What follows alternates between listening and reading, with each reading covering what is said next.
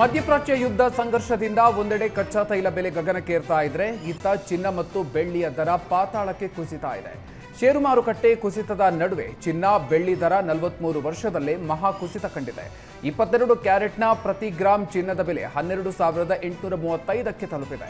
24 ಕ್ಯಾರೆಟ್ನ ಪ್ರತಿ ಗ್ರಾಂ ಚಿನ್ನದ ಬೆಲೆ 14,002ಕ್ಕೆ ಕುಸಿತ ಕಂಡಿದೆ. ಕಳೆದ 10 ದಿನದಲ್ಲಿ ಶೇಕಡಾ 15ರಷ್ಟು ಚಿನ್ನದ ಬೆಲೆ ಇಳಿಕೆಯಾಗಿದೆ. 22 ಕ್ಯಾರೆಟ್ನ 10 ಗ್ರಾಂ ಚಿನ್ನದ ಬೆಲೆ 1,28,350ಕ್ಕೆ ಕುಸಿತ ಕಂಡಿದ್ದು, 24 ಕ್ಯಾರೆಟ್ನ 10 ಗ್ರಾಂ ಚಿನ್ನದ ಬೆಲೆ 1,40,20ಕ್ಕೆ ಇಳಿಕೆಯಾಗಿದೆ. ಇತ್ತ ಬೆಳ್ಳಿ ದರದಲ್ಲೂ ಕೂಡ ಭಾರೀ ಪ್ರಮಾಣದ ಕುಸಿತ ಕಂಡಿದ್ದು ಹೂಡಿಕೆದಾರರಲ್ಲಿ ಆತಂಕ ಮೂಡಿಸಿದೆ.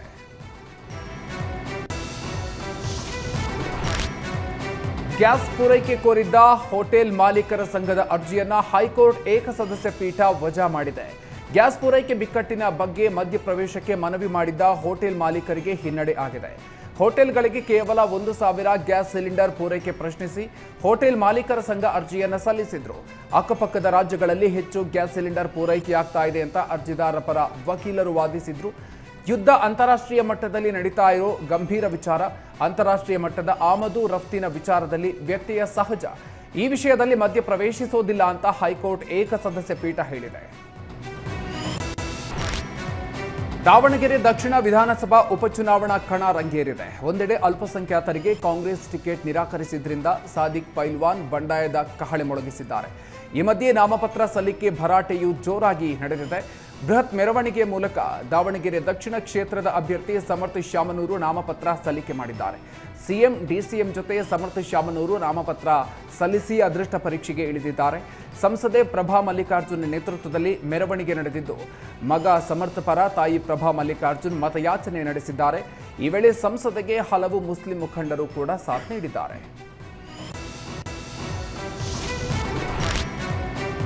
ದಾವಣಗೆರೆ ದಕ್ಷಿಣ ಕ್ಷೇತ್ರದಲ್ಲಿ ಸಮರ್ಥ ಶಾಮನೂರು ನಾಮಪತ್ರ ಸಲ್ಲಿಕೆ ಬಳಿಕ ಸಿಎಂ ಸಿದ್ದರಾಮಯ್ಯ ಮಾತನಾಡಿ, ಈ ಬಾರಿಯೂ ನಾವು ಗೆಲ್ತೀವಿ ಅಂತ ವಿಶ್ವಾಸವನ್ನು ವ್ಯಕ್ತಪಡಿಸಿದರು. ನಾವು ಯಾವತ್ತೂ ಯಾವುದೇ ಧರ್ಮದ ಭೇದ ಭಾವ ಮಾಡಿಲ್ಲ. ಎಲ್ಲರನ್ನೂ ಒಟ್ಟಿಗೆ ಬೆಳೆಸಿ ಇಡೀ ರಾಜ್ಯವನ್ನು ಅಭಿವೃದ್ಧಿಗೊಳಿಸುವ ಪಕ್ಷ ನಮ್ಮದು. ನುಡಿದಂತೆ ನಡೆಯುವ ಮೂಲಕ ಜನರ ಭರವಸೆಗಳನ್ನು ಈಡೇರಿಸಿದ್ದೀವಿ. ಶಾಮನೂರು ಶಿವಶಂಕರಪ್ಪನವರು ಅನೇಕ ಹುದ್ದೆಗಳ ಮೂಲಕ ಅಭಿವೃದ್ಧಿ ಕೆಲಸ ಮಾಡಿದ್ದಾರೆ. ಅವರ ಕೆಲಸ ಕಾರ್ಯಗಳನ್ನು ಜನ ಯಾರು ಮರೆತಿಲ್ಲ. ಕಳೆದ ಉಪಚುನಾವಣೆಗಳಲ್ಲೂ ಕೂಡ ಕಾಂಗ್ರೆಸ್ ಗೆಲುವು ಸಾಧಿಸಿದ್ದೀವಿ. ಅಂತೆಯೇ ಈ ಬಾರಿ ಕೂಡ ಜನರು ನಮ್ಮನ್ನು ಗೆಲ್ಲಿಸ್ತಾರೆ ಅಂತ ಸಿದ್ದರಾಮಯ್ಯ ಹೇಳಿದ್ದಾರೆ. ಅಲ್ಪಸಂಖ್ಯಾತರಿಗೆ ಕಾಂಗ್ರೆಸ್ ಟಿಕೆಟ್ ನಿರಾಕರಿಸಿದ್ರಿಂದ ಅಸಮಾಧಾನ ಭುಗಿಲೆದ್ದಿದ್ದು ಸಾದಿಕ್ ಪೈಲ್ವಾನ್ ಸ್ವತಂತ್ರ ಅಭ್ಯರ್ಥಿಯಾಗಿ ಕಣಕ್ಕೆ ಇಳಿದಿದ್ದಾರೆ. ಮುಖ್ಯಮಂತ್ರಿ ಸಿದ್ದರಾಮಯ್ಯ, ಡಿಸಿಎಂ ಡಿಕೆ ಶಿವಕುಮಾರ್ ದಾವಣಗೆರೆಗೆ ಆಗಮಿಸಿ ಪಕ್ಷದ ಅಭ್ಯರ್ಥಿ ಸಮರ್ಥ ಶಾಮನೂರಿಗೆ ಬೆಂಬಲ ನೀಡಿದ್ದು, ಇದರ ಮಧ್ಯೆ ಕಾಂಗ್ರೆಸ್ ಬಂಡಾಯ ಅಭ್ಯರ್ಥಿ ಸಾದಿಕ್ ಶಕ್ತಿ ಪ್ರದರ್ಶನ ಮಾಡಿದ್ದಾರೆ. ಮೆರವಣಿಗೆ ಮೂಲಕ ನಾಮಪತ್ರ ಸಲ್ಲಿಸಿದ ಸಾದಿಕ್ ಪೈಲ್ವಾನ್ ತಮ್ಮದೇ ಪಕ್ಷದ ಅಭ್ಯರ್ಥಿಯ ವಿರುದ್ಧ ತೊಡೆತಟ್ಟಿದ್ದು ಚುನಾವಣಾ ಕಣ ಮತ್ತಷ್ಟು ರಂಗೇರಿದೆ.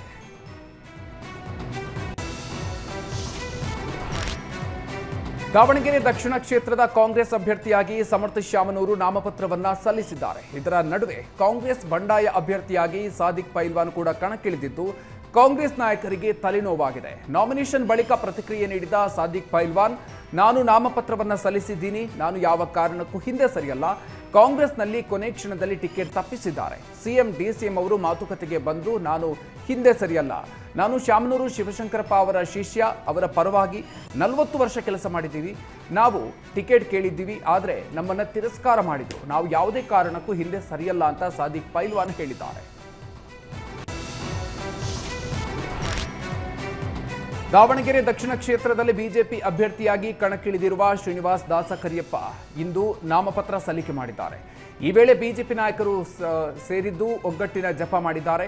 ದುರ್ಗಾಂಬಿಕಾ ದೇವಸ್ಥಾನದಿಂದ ಮೆರವಣಿಗೆ ಆರಂಭಿಸಿ ಮಹಾನಗರ ಪಾಲಿಕೆ ಚುನಾವಣಾ ಕಚೇರಿಗೆ ಆಗಮಿಸಿ ನಾಮಪತ್ರ ಸಲ್ಲಿಸಿದ್ದಾರೆ. ಈ ವೇಳೆ ಶ್ರೀನಿವಾಸ ದಾಸಕರಿಯಪ್ಪಗೆ ಮಾಜಿ ಸಿಎಂ ಯಡಿಯೂರಪ್ಪ, ಮಾಜಿ ಸಂಸದ ಜಿಎಂ ಸಿದ್ದೇಶ್ವರ್, ಮಾಜಿ ಸಚಿವ ಎಂಪಿ ರೇಣುಕಾಚಾರ್ಯ, ಮಾಜಿ ಶಾಸಕ ಎಚ್ಎಸ್ ಶಿವಶಂಕರ್ ಸಾಥ್ ನೀಡಿದ್ದಾರೆ. ಬಾಗಲಕೋಟೆಯಲ್ಲಿ ಕಾಂಗ್ರೆಸ್ ಟಿಕೆಟ್ಗಾಗಿ ಮೇಟಿ ಕುಟುಂಬದಲ್ಲೇ ಕುರುಕ್ಷೇತ್ರ ನಡೆದಿದ್ದು, ಕೊನೆಗೆ ಉಳಿದ ನಾಯಕರ ಮನವೊಲಿಸಿ ಮೇಟಿ ಕಿರಿಯ ಪುತ್ರ ಉಮೇಶ್ ಮೇಟಿಗೆ ಟಿಕೆಟ್ ನೀಡಲಾಗಿದೆ. ಇಂದು ನಾಮಪತ್ರ ಸಲ್ಲಿಕೆಗೆ ಕೊನೆಯ ದಿನವಾಗಿದ್ದರಿಂದ ಬಾಗಲಕೋಟೆಯಲ್ಲಿ ಕಾಂಗ್ರೆಸ್ ಅಭ್ಯರ್ಥಿ ಉಮೇಶ್ ಮೇಟಿ ನಾಮಪತ್ರವನ್ನು ಸಲ್ಲಿಕೆ ಮಾಡಿದ್ದಾರೆ. ಈ ವೇಳೆ ಉಮೇಶ್ ಮೇಟಿಗೆ ಸಿಎಂ ಡಿಸಿಎಂ ಸಾಥ್ ಕೊಟ್ಟಿದ್ದಾರೆ. ಮೆರವಣಿಗೆಯ ಮೂಲಕ ಬಂದು ನಾಮಪತ್ರ ಸಲ್ಲಿಕೆ ಮಾಡಿದ್ದು ರಣಕಣದಲ್ಲಿ ಕಾಂಗ್ರೆಸ್ ಅಭ್ಯರ್ಥಿ ಶಕ್ತಿ ಪ್ರದರ್ಶನ ಮಾಡಿದ್ದಾರೆ. ಇನ್ನು ನಾಮಪತ್ರ ಸಲ್ಲಿಕೆಗೂ ಮುನ್ನ ಕಾಂಗ್ರೆಸ್ ಅಭ್ಯರ್ಥಿ ವಿಶೇಷ ಪೂಜೆಯನ್ನು ಸಲ್ಲಿಸಿದ್ದು ಹೊಳೆ ಆಂಜನೇಯ ರಾಘವೇಂದ್ರ ಮಠಕ್ಕೆ ಭೇಟಿ ನೀಡಿ ದೇವರಿಗೆ ಪ್ರಾರ್ಥನೆ ಸಲ್ಲಿಸಿದ್ದಾರೆ.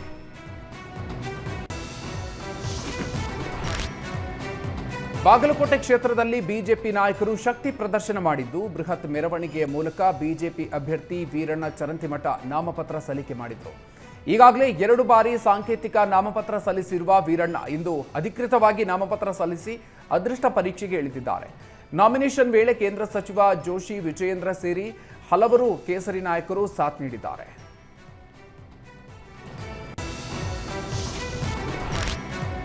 ಈಗಾಗಲೇ ದಾವಣಗೆರೆ, ಬಾಗಲಕೋಟೆ 2 ಕ್ಷೇತ್ರಗಳಲ್ಲೂ ಅಭ್ಯರ್ಥಿಗಳು ನಾಮಪತ್ರ ಸಲ್ಲಿಸಿ ಅಧಿಕೃತವಾಗಿ ಪ್ರಚಾರ ಕಣಕ್ಕೆ ಇಳಿದಿದ್ದಾರೆ.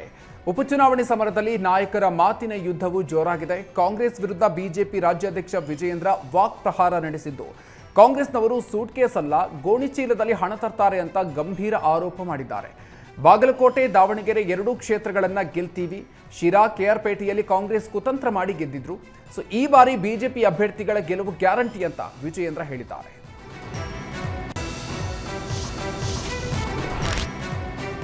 ಕಾರಂಜ ಡ್ಯಾಂ ನಿರ್ಮಾಣದ ವೇಳೆ ಜಮೀನು ಕಳ್ಕೊಂಡಿದ್ದ ನೂರಾರು ರೈತರು ಪರಿಹಾರಕ್ಕೆ ಆಗ್ರಹಿಸಿ ಪ್ರತಿಭಟನೆ ನಡೆಸಿದರು. ಬೀದರ್ ನಗರದ ಅಂಬೇಡ್ಕರ್ ವೃತ್ತದಲ್ಲಿ ಪ್ರತಿಭಟನೆ ನಡೆಸಿ ಸರ್ಕಾರದ ವಿರುದ್ಧ ಆಕ್ರೋಶವನ್ನು ಹೊರಹಾಕಿದರು. ಕಾರಂಜ ಮುಳುಗಡೆ ಸಂತ್ರಸ್ತರ ಹಿತರಕ್ಷಣಾ ಸಮಿತಿ ವತಿಯಿಂದ ಪ್ರತಿಭಟನೆ ನಡೆಸಲಾಯಿತು. 4 ದಶಕದಿಂದ ಸೂಕ್ತ ಪರಿಹಾರಕ್ಕಾಗಿ ರೈತರು ಹೋರಾಟವನ್ನು ಮಾಡ್ತಾ ಇದ್ದು ಯಾವುದೇ ಪಕ್ಷದಿಂದ ಸೂಕ್ತ ಪರಿಹಾರ ಸಿಕ್ಕಿರಲಿಲ್ಲ. ಕಾರಂಜ ಸಂತ್ರಸ್ತರಿಗೆ ಮಾನವೀಯ ಆಧಾರದ ಮೇಲೆ ಪರಿಹಾರ ನೀಡಿ ಅಂತ ಒತ್ತಾಯಿಸಿದ್ದಾರೆ. ಪ್ರತಿಭಟನೆಯಲ್ಲಿ ಕಲ್ಯಾಣ ಕರ್ನಾಟಕ ಹೋರಾಟ ಸಮಿತಿ ಅಧ್ಯಕ್ಷ ಲಕ್ಷ್ಮಣ್ ದಸ್ತಿ, ಕಾರಂಜ ಸಂತ್ರಸ್ತರ ಹಿತರಕ್ಷಣಾ ಸಮಿತಿ ಅಧ್ಯಕ್ಷ ಚಂದ್ರಶೇಖರ್ ಪಾಟೀಲ್, ಹೊಚಕನಹಳ್ಳಿ ಸೇರಿದಂತೆ ನೂರಾರು ರೈತರು ಭಾಗಿಯಾಗಿದ್ದರು. ಮಧ್ಯಪ್ರಾಚ್ಯ ರಾಷ್ಟ್ರಗಳಲ್ಲಿ ನಡೀತಾ ಇರುವ ಯುದ್ಧಕ್ಕೆ ಕದನ ವಿರಾಮ ಘೋಷಿಸುವ ಮುನ್ಸೂಚನೆ ಟ್ರಂಪ್ ಕೊಟ್ಟಿದ್ದಾರೆ. ಇದೆಲ್ಲದರ ನಡುವೆ ಇಂದು ಲೋಕಸಭೆಯಲ್ಲಿ ಪ್ರಧಾನಿ ಮೋದಿ ದೇಶದ ಜನರಿಗೆ ಆತಂಕ ಪಡುವ ಅಗತ್ಯ ಇಲ್ಲ ಅನ್ನೋ ಭರವಸೆ ನೀಡಿದರು.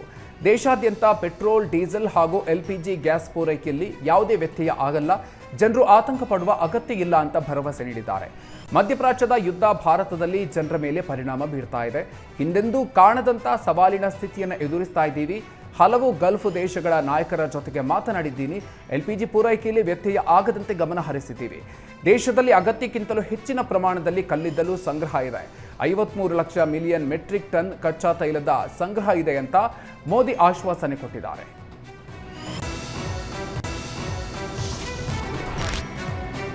ಮಧ್ಯಪ್ರಾಚ್ಯ ಯುದ್ಧದಿಂದ ತೈಲ ಪೂರೈಕೆಯಲ್ಲಿ ವ್ಯತ್ಯಯ ಆಗಿದ್ದು ಗ್ಯಾಸ್ ಸಿಲಿಂಡರ್ ಇಲ್ಲದೆ ಹೋಟೆಲ್ ಮಾಲೀಕರು ಕಂಗಾಲಾಗಿದ್ದಾರೆ. ಈ ಮಧ್ಯೆ ರಾಜ್ಯದಲ್ಲಿ ಕಮರ್ಷಿಯಲ್ ಗ್ಯಾಸ್ ಸಂಕಷ್ಟಕ್ಕೆ ತಾತ್ಕಾಲಿಕ ಪರಿಹಾರ ನೀಡೋದಕ್ಕೆ ರಾಜ್ಯ ಸರ್ಕಾರ ಮುಂದಾಗಿದೆ. ಹೋಟೆಲ್ಗಳಿಗೆ ಇನ್ನು ಮುಂದೆ ದಿನಕ್ಕೆ 10,000 ಸಿಲಿಂಡರ್ ನೀಡೋದಾಗಿ ಆಹಾರ ಸಚಿವ ಕೆಎಚ್ ಮುನಿಯಪ್ಪ ತಿಳಿಸಿದ್ದಾರೆ. ಸದ್ಯ ಕೇಂದ್ರದಿಂದ 16,105 ವಾಣಿಜ್ಯ ಸಿಲಿಂಡರ್ ಪೂರೈಕೆ ಆಗ್ತಾ ಇದೆ. ಪ್ರತಿದಿನ 45,000 ಕಮರ್ಷಿಯಲ್ ಸಿಲಿಂಡರ್ ಅವಶ್ಯಕತೆ ಇದೆ. ಆದರೆ 16,105 ವಾಣಿಜ್ಯ ಸಿಲಿಂಡರ್ ಈಗ ಕೇಂದ್ರ ಸರ್ಕಾರ ನೀಡ್ತಾ ಇದ್ದು ಹೋಟೆಲ್ಗಳಿಗೆ 10,000 ನೀಡೋದಕ್ಕೆ ರಾಜ್ಯ ಸರ್ಕಾರ ತೀರ್ಮಾನಿಸಿದೆ.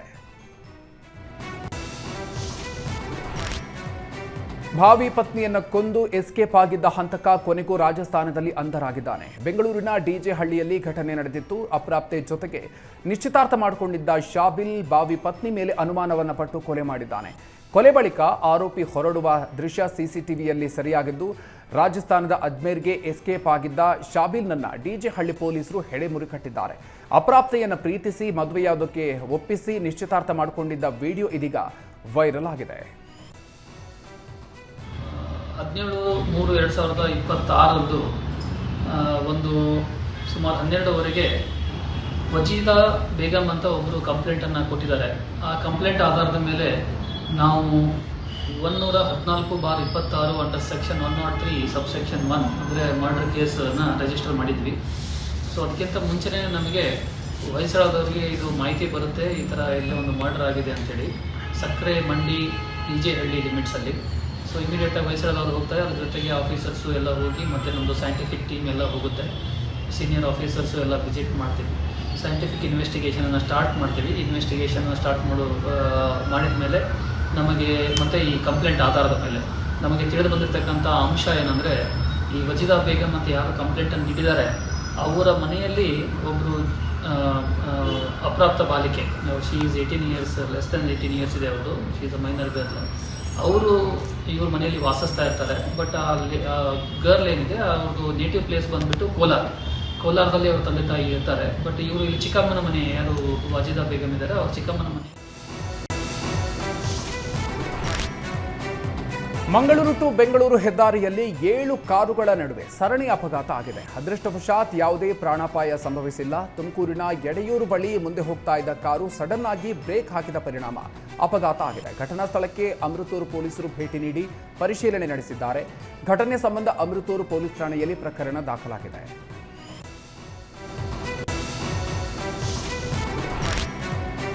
ಅಗ್ನಿ ಅವಘಡಕ್ಕೆ 8 ಎಕರೆ ತೋಟ ಸುಟ್ಟು ಭಸ್ಮವಾಗಿರುವ ಘಟನೆ ಮುಳ್ಳಯ್ಯನಗಿರಿ ತಪ್ಪಲಿನ ತೊಗರಿ ಹಂಕಲ್ ಗ್ರಾಮದಲ್ಲಿ ನಡೆದಿದೆ. ದಾರಿ ಹೋಕರು ಎಸೆದ ಸಿಗರೇಟ್ ತುಂಡಿನಿಂದ ಬೆಂಕಿ ಹೊತ್ತಿರುವ ಶಂಕೆ ವ್ಯಕ್ತವಾಗಿದೆ. ಪುಟ್ಟಸ್ವಾಮಿ, ಹೇಮೇಶ್ ಹಾಗೂ ಸುರೇಶ್ ಅನ್ನೋರಿಗೆ ಸೇರಿದ ಜಮೀನು ಬೆಂಕಿಗಾಹುತಿಯಾಗಿದೆ. 8 ಎಕರೆಯಲ್ಲಿದ್ದ ಕಬ್ಬಿನ ಗದ್ದೆ ಹಾಗೂ 1.5 ಎಕರೆ ಕಾಫಿ ತೋಟಕ್ಕೆ ಬೆಂಕಿ ಆವರಿಸಿದೆ. ಗ್ರಾಮಸ್ಥರು ಶುಭ ಕಾರ್ಯದಲ್ಲಿ ಭಾಗಿಯಾಗಿದ್ದರಿಂದ ವಿಷಯ ತಡವಾಗಿ ಬೆಳಕಿಗೆ ಬಂದಿದೆ. ಇತ್ತ ಅಗ್ನಿಶಾಮಕ ಸಿಬ್ಬಂದಿ ಬೆಂಕಿಯನ್ನು ನಂದಿಸಿದ್ದು, ಬೆಳೆಯ ಜೊತೆಗೆ ಲಕ್ಷಾಂತರ ಮೌಲ್ಯದ ಕೃಷಿ ಪರಿಕರಗಳು ಕೂಡ ನಾಶ ಆಗಿ ರೈತರು ಕಂಗಾಲಾಗಿದ್ದಾರೆ. ಆಸಾಮಿ ಮನೆ ಪಕ್ಕ ಖಾಲಿ ಜಾಗದಲ್ಲಿ ನಿಲ್ಲಿಸಿದ್ದ ಕಾರನ್ನೇ ಟಾರ್ಗೆಟ್ ಮಾಡಿ ಕದೀತಾ ಇದ್ದ ಅಂತಾರಾಜ್ಯ ಕಳ್ಳನನ್ನ ಪೊಲೀಸರು ಬಂಧಿಸಿದ್ದಾರೆ. ಬೆಳಗ್ಗೆಯಿಂದ ಸಂಜೆವರೆಗೂ ಸಣ್ಣ ಪುಟ್ಟ ಕೆಲಸ ಮಾಡ್ತಾ ಇದ್ದ ಹರ್ಭಜನ್ ರಾತ್ರಿ ಆದರೆ ಖಾಲಿ ಜಾಗದಲ್ಲಿರುವಂತಹ ಕಾರನ್ನ ಕದ್ದು ಹೊರ ರಾಜ್ಯದಲ್ಲಿ ಮಾರಾಟ ಮಾಡ್ತಾ ಇದ್ದ. ಇತ್ತೀಚೆಗೆ ಬಾಗಲೂರು ಠಾಣಾ ವ್ಯಾಪ್ತಿಯಲ್ಲಿ ಕಿಯಾ ಕಾರನ್ನ ಕಳ್ಳತನ ಮಾಡಿ 2 ದಿನಕ್ಕೆ ರಾಜಸ್ಥಾನದಲ್ಲಿ ಮಾರಾಟ ಮಾಡಿದ್ದ. 8 ಲಕ್ಷ ಮೌಲ್ಯದ ಕಾರನ್ನ ಕಡಿಮೆ ಬೆಲೆಗೆ ಮಾರಾಟ ಮಾಡಿ ಬೆಂಗಳೂರಿಗೆ ವಾಪಸ್ ಆಗಿದ್ದಾನೆ. ಆರೋಪಿಯ ಚಲನವಲನದ ದೃಶ್ಯಗಳು ಸಿಸಿಟಿವಿಯಲ್ಲಿ ಸೆರೆಯಾಗಿದ್ದು, ಬಾಗಲೂರು ಪೊಲೀಸರು ರಾಜಸ್ಥಾನ ಮೂಲದ ಆರೋಪಿ ಹರಭಜನ್ ಎಂಬಾತನನ್ನ ಬಂಧನ ಮಾಡಿದ್ದಾರೆ. ವಿಚಾರಣೆಯ ಸಂದರ್ಭದಲ್ಲಿ ಕಾರು ಮಾರಾಟದಿಂದ ಬಂದ ಹಣದಲ್ಲಿ ಶೋಕಿ ಜೀವನ ನಡೆಸ್ತಾ ಇದ್ದ ಅನ್ನೋದು ಗೊತ್ತಾಗಿದೆ. ಬೆಂಗಳೂರಿನಲ್ಲಿ 94 ವರ್ಷದ ವೃದ್ಧನನ್ನ ಡಿಜಿಟಲ್ ಅರೆಸ್ಟ್ ಮಾಡಿ 5 ಕೋಟಿ ರೂಪಾಯಿ ವಂಚಿಸಲಾಗಿದೆ. ನಿವೃತ್ತ ಸಂಶೋಧಕನಿಗೆ ಮೊದಲು ಟೆಲಿಕಾಂ ಆಫೀಸ್ನಿಂದ ವಂಚಕರು ಕರೆ ಮಾಡಿದ್ದಾರೆ.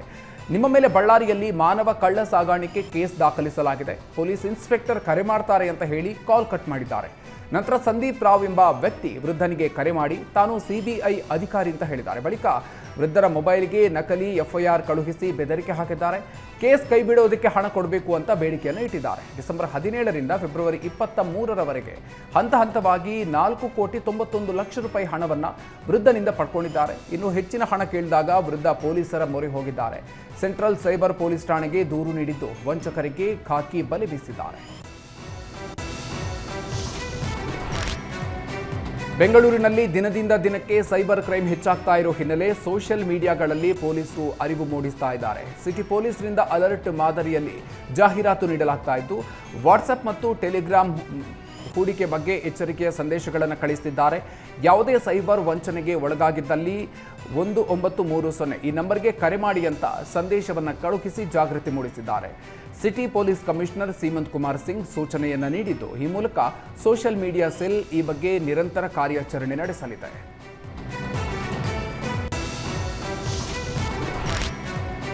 ಬೆಂಗಳೂರಿನ ಐತಿಹಾಸಿಕ ಕರಗ ಶಕ್ತಿಯೋತ್ಸವಕ್ಕೆ ನಾಳೆ ಸಂಜೆ ಧ್ವಜಾರೋಹಣದೊಂದಿಗೆ ಅಧಿಕೃತ ಚಾಲನೆ ದೊರೆಯಲಿದೆ. ಮಾರ್ಚ್ 24ರಿಂದ ಆರಂಭವಾಗಿ 11 ದಿನ ನಡೆಯಲಿದೆ. ಇದರಲ್ಲಿ ಕೊನೆಯ ದಿನವಾದ ಏಪ್ರಿಲ್ 1ರಂದು ಮಧ್ಯರಾತ್ರಿ ನಡೆಯುವ ಕರಗ ಉತ್ಸವವೇ ಪ್ರಮುಖ ಆಕರ್ಷಣೆಯಾಗಲಿದೆ. ದ್ರೌಪದಿ ದೇವಿಯ ಹೂವಿನ ಕರಗವು ಬೆಂಗಳೂರಿನ ಪ್ರಮುಖ ಬೀದಿಗಳಲ್ಲಿ ಸಂಚರಿಸಿ ಲಕ್ಷಾಂತರ ಭಕ್ತರಿಗೆ ದರ್ಶನ ನೀಡಲಿದ್ದಾರೆ. ಈ ಬಾರಿಯೂ ಕರಗವನ್ನು ಹೊರುವ ಗೌರವವನ್ನು ಈ ಜ್ಞಾನೇಂದ್ರ ಸ್ವಾಮಿ ಅವರಿಗೆ ಸಿಕ್ಕಿದ್ದು 16ನೇ ಬಾರಿ ಕರಗ ಹೊರಳಿದ್ದಾರೆ. ಮಾರ್ಚ್ 30ರಂದು ಹಸಿ ಕರಗ ನಡೆಯಲಿದ್ದು, ತಿಗಳರಪೇಟೆಯ ಶ್ರೀ ಧರ್ಮರಾಯ ಸ್ವಾಮಿ ದೇವಾಲಯ ಈ ಉತ್ಸವದ ಕೇಂದ್ರ ಬಿಂದುವಾಗಿದ್ದು ಸಕಲ ಸಿದ್ಧತೆ ಮಾಡಲಾಗಿದೆ. ಪ್ರಥಮ ಬಾರಿಗೆ ಮೈಸೂರು ದಸರಾ ಮಾದರಿಯಲ್ಲಿ ಭವ್ಯ ವಿದ್ಯುತ್ ದೀಪಾಲಂಕಾರ ಮಾಡೋದಕ್ಕೆ ನಿರ್ಧರಿಸಲಾಗಿದೆ. Hudson circle, Mysuru bank circle ಸೇರಿದಂತೆ ಪೇಟೆಗಳಾದ್ಯಂತ ದೀಪಾಲಂಕಾರ ಮಾಡಲಾಗುತ್ತೆ. ಕರಗ ಹಾದಿಯುದ್ದಕ್ಕೂ ಸಿಸಿಟಿವಿ ಕ್ಯಾಮೆರಾಗಳು ಹಾಗೂ ಬಿಗಿ ಪೊಲೀಸ್ ಬಂದೋಬಸ್ತ್ ವ್ಯವಸ್ಥೆಯನ್ನು ಮಾಡಲಾಗಿದೆ. ಮೂಡಬಿದ್ರೆ ಇನ್ಸ್ಪೆಕ್ಟರ್ ಸಂದೇಶ್ ವಿರುದ್ಧ ಅತ್ಯಾಚಾರ ಸೇರಿ ಹಲವು ಆರೋಪ ಕೇಳಿಬಂದಿದ್ದು, ಪ್ರಕರಣದ ತನಿಖೆಗೆ ಸಿಐಡಿ ನೇಮಿಸೋದಕ್ಕೆ ಗೃಹ ಸಚಿವ ಪರಮೇಶ್ವರ್ ಆದೇಶ ಕೊಟ್ಟಿದ್ದಾರೆ. ಇಂದು ಮಹಿಳಾ ಆಯೋಗದ ಅಧ್ಯಕ್ಷೆ ನಾಗಲಕ್ಷ್ಮಿ ಚೌಧರಿ ನೇತೃತ್ವದಲ್ಲಿ ನಾಲ್ವರು ಸಂತ್ರಸ್ತೆಯರು ಗೃಹ ಸಚಿವರನ್ನು ಭೇಟಿ ಮಾಡಿದ್ರು. ಸಚಿವ ಪರಮೇಶ್ವರ್ ಎದುರು ನೋವನ್ನು ತೋಡಿಕೊಂಡಿದ್ದು, ಸಂತ್ರಸ್ತೆಯರ ಭೇಟಿಯ ಬಳಿಕ ಸಿಐಡಿ ತನಿಖೆ ಕೊಟ್ಟಿದ್ದೀವಿ ಅಂತ ಪರಮೇಶ್ವರ್ ಹೇಳಿಕೆ ಕೊಟ್ಟಿದ್ದಾರೆ. ತುರ್ತಾಗಿ ಸಸ್ಪೆಂಡ್ ಮಾಡಿದ್ದೀವಿ, ವರದಿ ಕೊಡಬೇಕು ಅಂತ ಹೇಳಿದ್ದೀವಿ. ಸಿಐಡಿ ತನಿಖೆಯಿಂದ ಎಲ್ಲ ಸತ್ಯಾಂಶ ಹೊರಬೀಳಲಿದೆ ಅಂತ ಪರಮೇಶ್ವರ್ ಹೇಳಿದ್ದಾರೆ.